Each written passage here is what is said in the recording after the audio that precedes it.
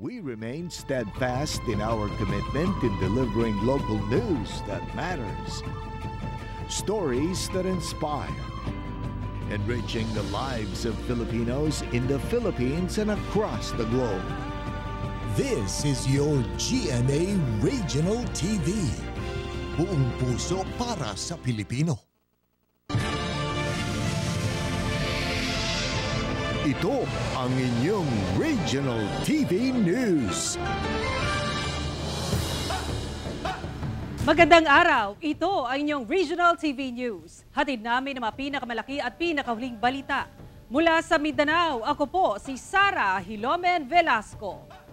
Mula rito sa Visayas, ako po si Cecil Kibod Castro. At mula naman dito sa Luzon, ako po si Chris Zuniga. Pilot implementation ng matatag curriculum ng DepEd inilunsad sa mga piling paaralan sa iba't ibang bahagi ng bansa. Para sa detalye, ibibigay yan sa atin ni Jess Tony Humamil ng GMA Regional TV 1 Mindanao Live. Jess?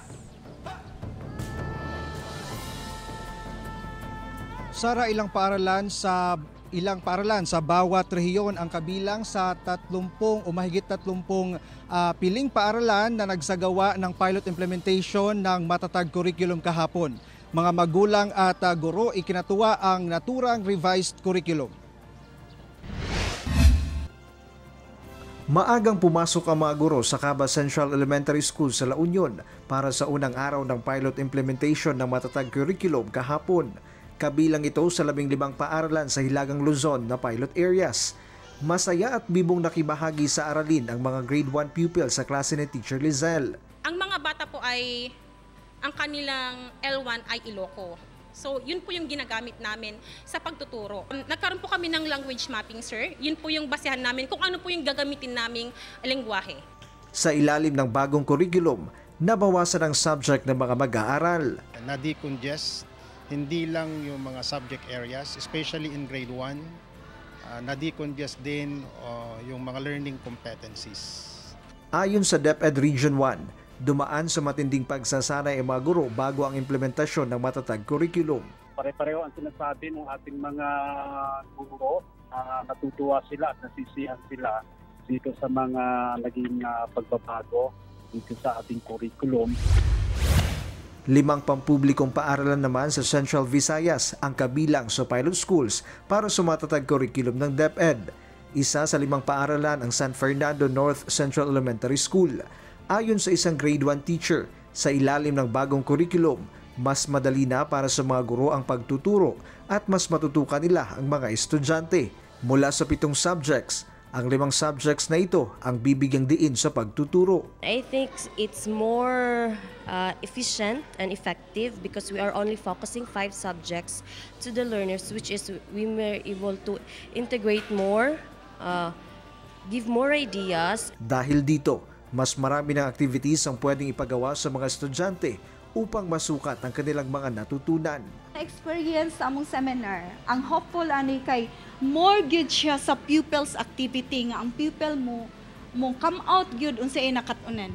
Umaasa naman ang mga estudyante na mas lalawak pa ang kanilang kaalaman sa ilalim ng bagong curriculum. Ang sayon-sayon gamay ang leksyon and para makapaspas may makatunan.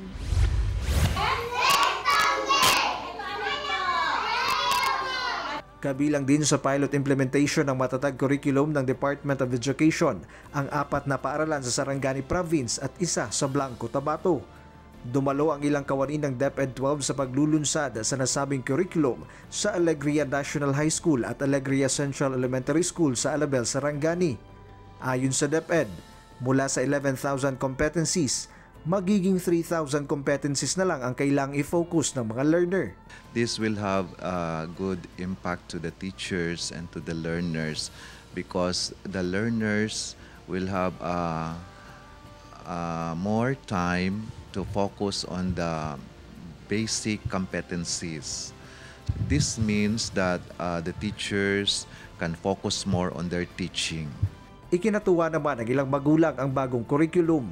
Ay as a parent no kanang dako po siya tabang kay mabawasan ang subject, so maano gid ang bata ba kanang mafokusan jud siya sa hina marga na good.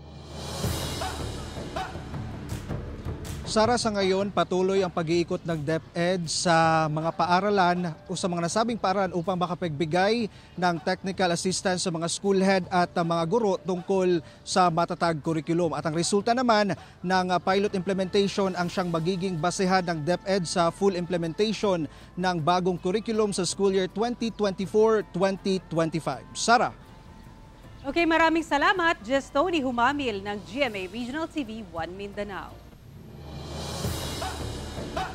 Isang prinsipal sa isang paaralan sa Lawaan, Antique, inireklamo ng ilang estudyante sa umunoy pagpapabaya sa mga pasilidad at hindi pag-aproba sa mga aktibidad ng paaralan. Ito ang tinutukan ni John Sala ng GMA Regional TV 1 Western Visayas.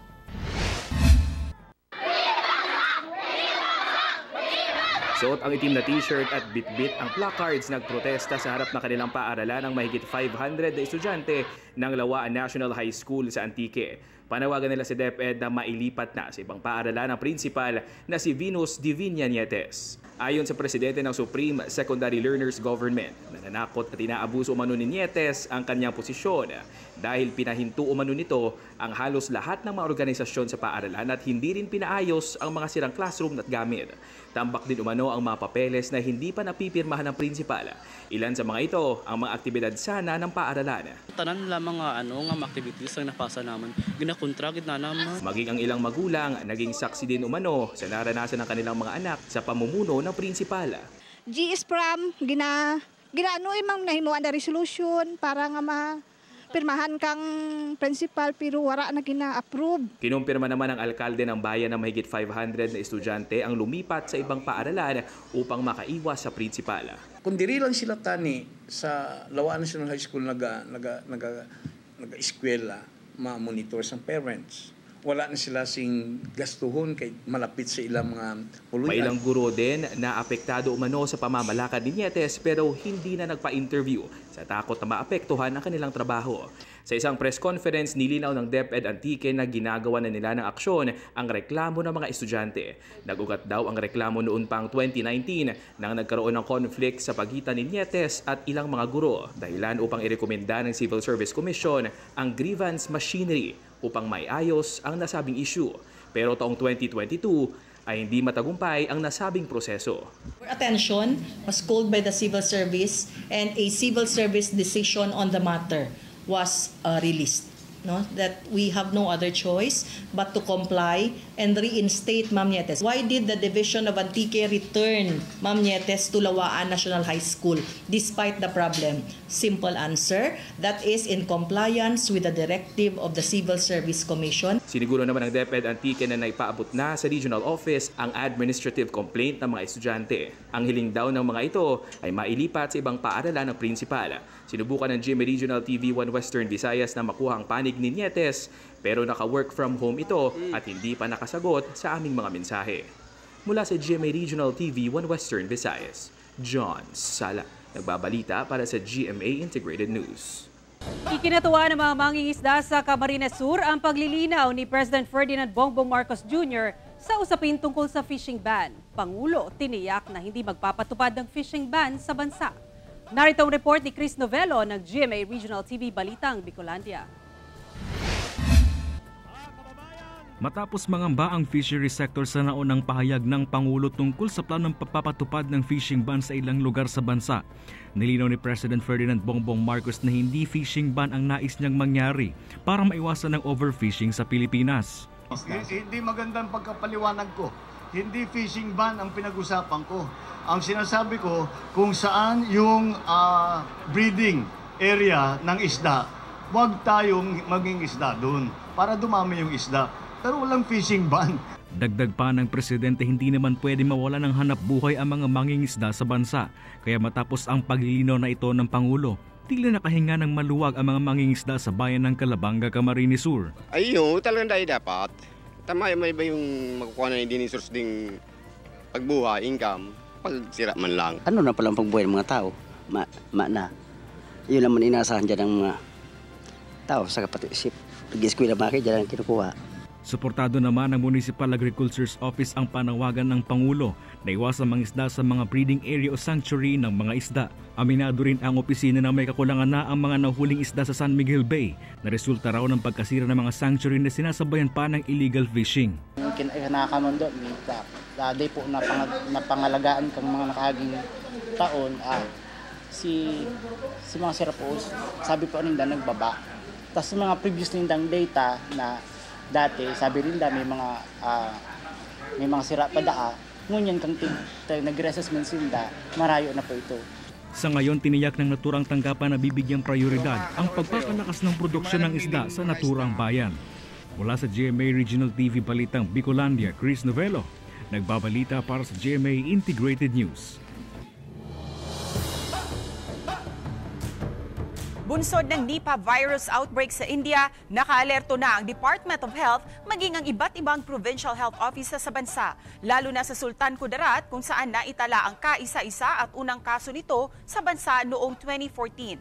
Matatandaan na taong 2014 may na-monitor na 17 suspected cases ng Nipah virus sa iba't ibang bahagi ng bansa, ayon sa Department of Health. Pero matapos suriin, negatibo ang mga ito sa naturang virus. Pero noong taong ding yun, nakapagtala ng unang kaso ng Nipah virus ang bansa mula sa Sultan Kudarat. Ito ang nag-iinsang kumpirmadong kaso ng naturang sakit sa bansa ayon sa ahensya.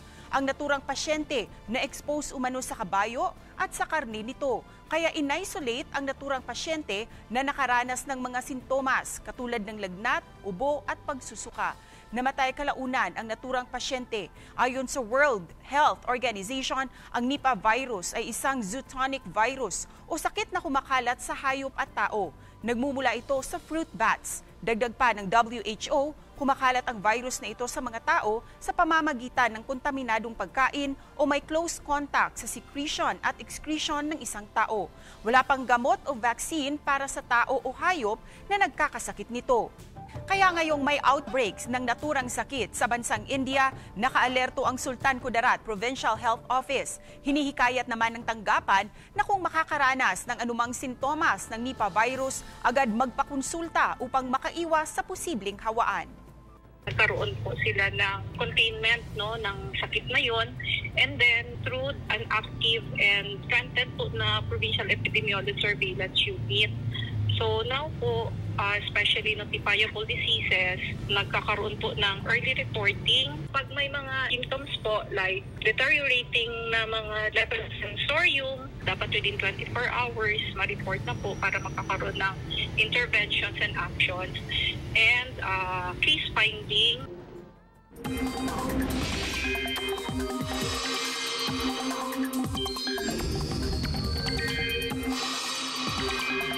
May binabantayang low pressure area sa labas ng ating Philippine Area of Responsibility. Namataan niya na Pag-asa 1,640 kilometers northeast ng Eastern Visayas. Mababa naman ang tsansa ng nasabing LPA na maging bagyo pero patuloy na minomonitor kung papasok ito sa ating PAR. Sa ngayon, walang epekto ang LPA sa lagay ng ating panahon. Hanging habagat ang umiiral sa western section ng Southern Luzon at Visayas.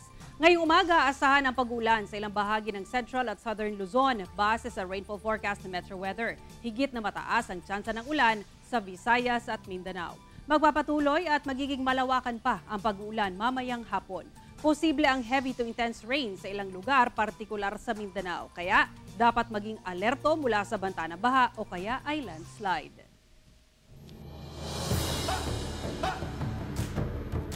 Nakamamanghang sea of clouds sa Mulanay, Quezon, nakuha ng isang photographer kinagiliwan sa social media. Tuhayan sa report ni Paul Hernandez ng GMA Regional TV Balitang Southern Tagalog. Kung ang smog at fog na ilang araw na bumabalot sa maraming bayan sa Batangas at mga karatig lugar na nagdulot ng pangamba sa ilan, napawaw naman ang marami sa tila dagat ng ulap na yan. Mount Pulag nga raw ang feels. Ang makapigil hiningang tanawin na yan, nakita sa Barangay Bagupaya sa Mulanay, Quezon at nakuha na ng photographer na si Ren. Komento ng ilang netizen, nakaka-relax panoorin kung paano balutin ng ulap ang mga puno at kabundukan. Ayon sa State Weather Bureau na Pag-asa, Kadalasang nabubuo ang Sea of Clouds sa mga bundok at mapupunong lugar. Tinatawag itong Sea of Clouds dahil sa angulation nito o ang wave-like formation ng kumpol ng mga ulap. Sa ganoong condition, kapag meron tayong thermal inversion, yung mga ulap natin ay hindi masyadong tumataas at posible na yung humidity o yung halumigmig ay maaaring maabot niya yung saturation at mag-undergo ito ng condensation process. Bukod sa Sea of Clouds, meron ding tinatawag na Sea of Fog. Ang kaibahan ng dalawa, walang angulation ng Sea of Fog. Nabubuo naman daw ang Sea of Fog sa mga pagkakataong lumalamig ang hangin malapit sa lupa. Nabubuo siya mula sa stratus clouds or mga low-level na clouds or nabubuo siya dahil nga sa fog. Kadalasang maiispata ng Sea of Clouds at maging ang Sea of Fog bago pa tuluyang sumikat ang araw. Mas madalas pa raw mararanasan ito ngayong bare months at habang papalapit sa transition ng amihan season. Mula sa GMA Regional TV, Balitang Southern Tagalog, Paul Hernandez nagbabalita para sa GMA Integrated News. Ito ang inyong Regional TV News. Patay ang 82 anyos na babae na patawid sa kalsada sa Santo Tomas, La Union matapos masagasaan ng truck. Pagsalpok ng AUV sa isang kotse sa Baguio City, sa pool naman sa dashcam. At pagsemplang ng rider ng motorsiklo sa Bantay, Ilocos Sur, nahuli cam. Narito ang report ni Russell Simorio ng GMA Regional TV, 1 North Central Luzon. Dead on arrival sa ospital ang 82 anyos na si Loretta Sauquillo matapos masagasaan ng truck sa kahabaan ng Barangay Damortis, Santo Tomas, La Union. Ayon sa pulisya, patawid ang biktima sa kalsada nang mangyari ang insidente. Naareglo na ang insidente matapos sagutin ng driver ng truck ang gastusin sa pagpapalibing sa biktima. Ating gabi po, madilim po kasi sa lugar ng pag-aksidente niya. Walang ilaw. Kaya yun po, nabunggo siya. Sa kuha ng dash camera, kita ang pagsalpok ng AUV sa isang pader hanggang sa tumama ito sa kasalubong na kotse. Nangyari ito sa Bermuda Hills sa Baguio City. Sugatan ng 3 sakay ng kotse. Ayon sa pulisya, mabilis ang patakbo ng driver ng AUV na sugatan din sa aksidente. Sa pool sa CCTV, ang pagtumba ng rider sa bahagi ng Zone 2, Bantay, Ilocos Sur. Ayon sa otoridad, pauwi na ang rider nang bigla itong matumba at tumama sa sinusundang tricycle. Nagtamo ang rider ng sugat sa mukha at iba pang parte ng katawan. Gasgas sa mukha, kamay at paa ang tinamo ng mag-amang Casimero sa Barangay Tubag, Mangaldan, Pangasinan. Ito'y matapos maaksidente sa Barangay Bunuan, Binloc, Dagupan City. Sakay ng motorsiklo, nabangga nila ang asong papatawid sa kalsada. Patuloy ang paalala ng otoridad sa mga motorista na mag-ingat sa pagmamaneho. Mula sa GMA Regional TV 1 North Central Luzon, Russell Simorio nagbabalita para sa GMA Integrated News. Humarap sa ika-4 na Senate hearing ang iba pang umano'y naabuso ng mga dating amo ng kasambahay na si LV Vergara. Na-cite in contempt din ang lalaking amo matapos umanong magsinungaling sa Senado. Tutukan sa report ni Paul Hernandez ng GMA Regional TV Balitang Southern Tagalog. Dumalo sina alias Pau Pau, Melinda Magno at Richard Rendon sa ika-4 na public hearing ng Committee on Justice and Human Rights sa Senado kahapon. Mga dati rin silang nagtrabaho sa mag-asawang Franz at Pablo Ruiz at ngayon tumatayong mga bagong testigos umano'y pananakit ng mga ito kay LV Vergara. Maging sila rin daw ay naging biktima ng pananakit. Kaya po ako umalis noon, gawa po na tinaga po yung kamay ko, maigi po at... Paano po? Tinaga po yung kamay ko, maigi po at likod ng gulok ang pinantaga niya sa akin. Sino po ang gumawa?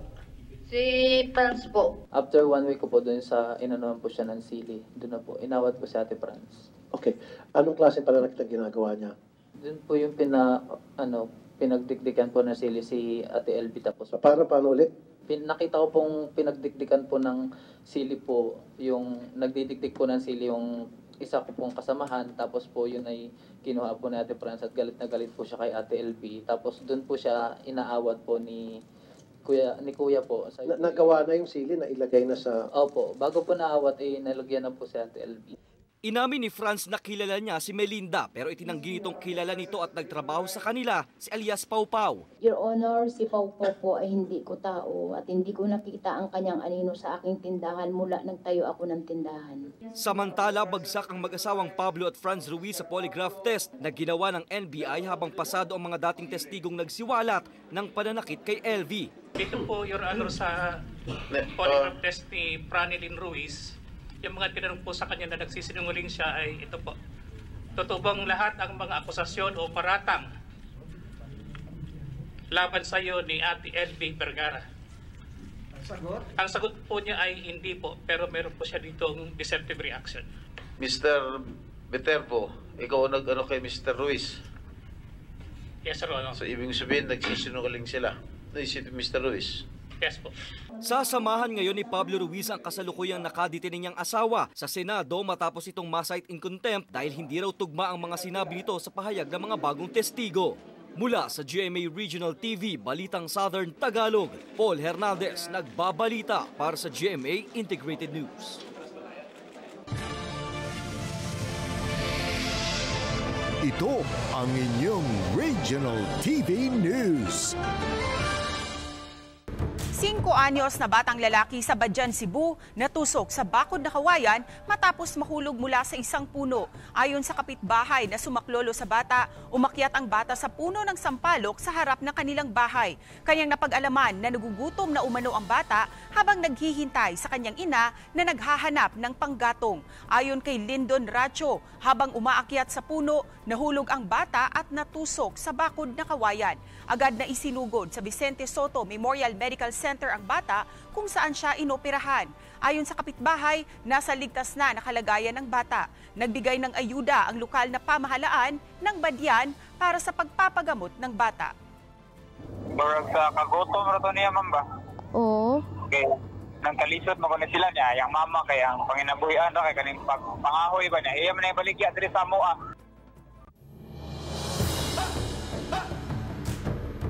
Mga kapuso, nagpakitang gilas si J.M. Bravo ng Lyceum of the Philippines University para makumpleto ang come from behind win laban sa De La Salle College of St. Benilde sa score na 85-81 sa opening day ng NCAA Season 99. Nagtala ng 18 points si Bravo at 8 rebounds. Nanguna sa first half ng Blazers pero nagrally ang Pirates sa third quarter at nakuha ang lamang sa 45-37. Sa huling mga minuto, dumikit pa ang Blazers sa 83-81 pero hindi ito nanaig sa porsigidong Pirates. Balik aksyon ang NCAA Season 99 mamayang hapon sa pagtatagpo ng San Beda Red Lions kontra sa Arellano Chiefs sa first game mamayang alas 2 ng hapon. Kasunod ang tagisan ng San Sebastian Golden Stags laban sa Mapua Cardinals. Mapapanood ito live sa GTV at via live streaming sa NCAA Philippines YouTube at Facebook pages. Sa mga mahilig dyan sa pansit Malabon, pansit Bihon at pansit Canton, alam niyo ba kapuso, kabilang yan sa top 50 best stir-fry dishes ng isang food guide. Alamin sa report ni Paul Hernandez ng GMA Regional TV Balitang Southern Tagalog. Ang all-time Pinoy favorite na pansit hindi nalang bumibida sa iba't ibang handaan. Kinikilala na rin worldwide. Ang linamnam ng Bihon, Canton at Pansit Malabon humahanay sa listahan ng top 50 best stir fries ng Taste Atlas. Rank 22 lang naman ang Pansit Malabon. Nasa 34th spot ang Pansit Bihon at nasa ika-36 na pwesto naman ang Pansit Canton. Ang mga pansit na yan ginagawa na rin ng iba-ibang version at nilalahukan ng iba't ibang ingredients na nagpapadagdag ng malinamnam nitong lasa. Mapaagahan, merienda o hapunan, talagang hinahanap-hanap. Una sa listahan ng Taste Atlas ang Phat Kafrao ng Thailand. Ang Taste Atlas ay isang global food guide and database na nagpapakilala ng culinary culture ng iba't ibang bansa. Makailang beses na rin kinilala ng Taste Atlas ang iba pang pagkaing Pinoy na nagpatakam at pumatok sa panlasa ng global audience. Mula sa GMA Regional TV Balitang Southern Tagalog, Paul Hernandez nagbabalita para sa GMA Integrated News. Isang lalaki ang pinagtulungang bugbugin sa isang barangay sa Cebu City. Ang insidente, nakuhanan ng video. Nangyari ang insidente sa kapistahan ng Barangay Tisa, Cebu City gabi noong September 24. Sa video ng isang netizen, kitang-kita ang pananakit ng grupo ng kalalakihan sa isang lalaki. Nahintulang ang pagbubugbog nang dumating ang mga tanod. Isa sa mga nambugbog na nakasuot ng pink shirt nahuli ng pulisya. Sa investigasyon ng pulisya, selos umano ang posibleng ugat ng rambulan. Inihahanda na ang kasong alarms and scandals na isasampa laban sa isa sa mga naaresto na tumangging mag-issue ng statement. Inaalam pa ang pagkakakilanlan ng 4 pa niyang kasamahan. Ang iya kunong igagaw kuno mo'y giunahan. Anya katong nagunitan katong makita bitaw nato sa video nga gitabangan nila og sumbag nang mao daw to usa nga gakuan ato katong usa na naka-blue bitaw sir katong nasa right side. Mao usa to sa biktima mo kuno to giunahan og sukmag. Mga kapuso, 70 araw na lang, Pasko na. Samantala, mapapanood niyo po ang episode na ito sa official website ng GMA Regional TV, www.gmaregionaltv.com. Pwede rin kayong bumisita sa aming official YouTube channel, GMA Regional TV, at i-click ang subscribe button para sa mga pinakamiinit na balita mula sa mga rehiyon. Nais naming pasalamatan ang mga kapuso sa iba't ibang panig ng Pilipinas, maging ang mga kapuso natin abroad. Dahil sa GMA Regional TV, local news matters. Kami ang Regional TV News, buong puwersa para sa mas malaking misyon at mas malawak na paglilingkod sa bayan.